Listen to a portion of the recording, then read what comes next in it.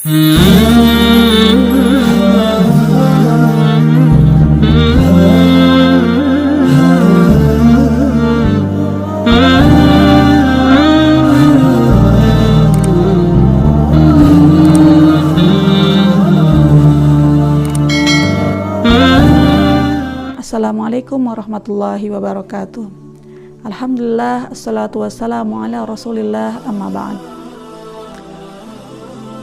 Seorang wanita ketika dia telah menikah, maka ridho suaminya berada di atas ridho orang tuanya.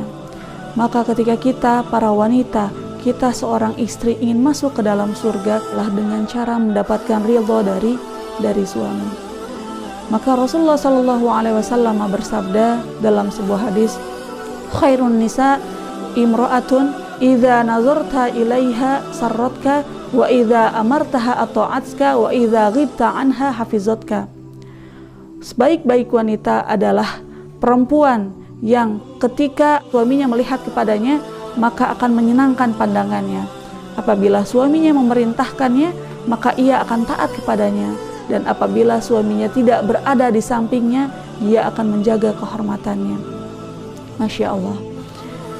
Dan ketika kita ingin masuk surga dengan ridhonya suami, maka ada hal-hal yang harus kita lakukan untuk meraih ridho suami. Apa sadakah itu? Yang pertama adalah mensyukuri semua yang telah diberikan suami kepada kita.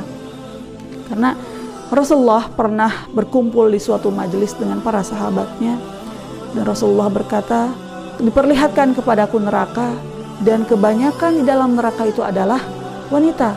Maka para sahabat bertanya, kenapa wahai Rasulullah? Maka Rasulullah menjawab, karena mereka kufur. Para sahabat bertanya lagi, apakah mereka kufur kepada Allah? Maka Rasulullah menjawab, tidak, mereka kufur kepada suami-suami mereka.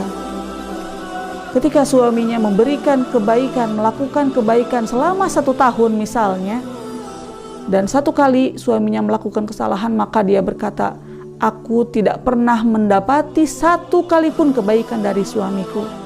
Na'udzubillahi min dzalik.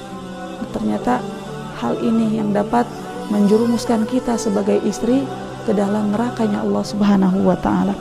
Kemudian yang kedua, menyenangkan suami saat melihat istri, saat melihat kita.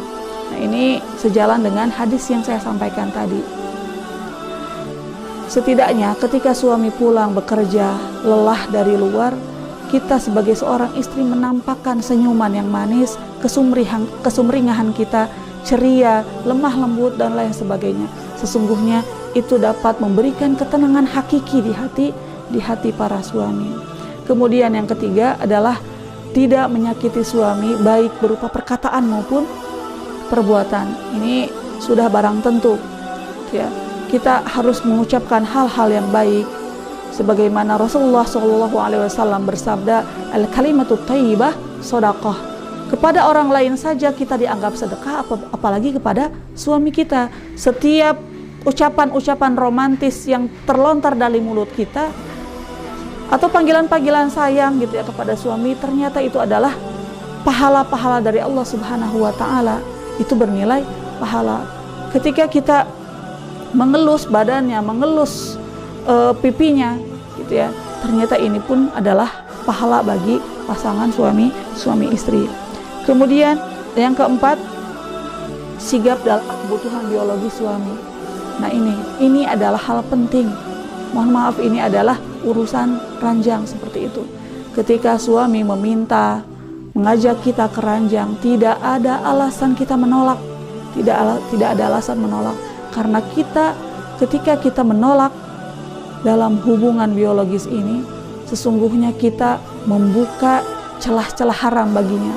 Karena kita ini istrinya adalah pintu yang Allah halalkan baginya. Karena ketika kita menolak ajakan suami, ketika kita menutup pintu yang halal, itu berarti kita telah membuka celah-celah haram bagi suami kita. Apalagi Rasulullah SAW pernah mengancam para wanita yang suka menolak ajakan suaminya ke ranjang.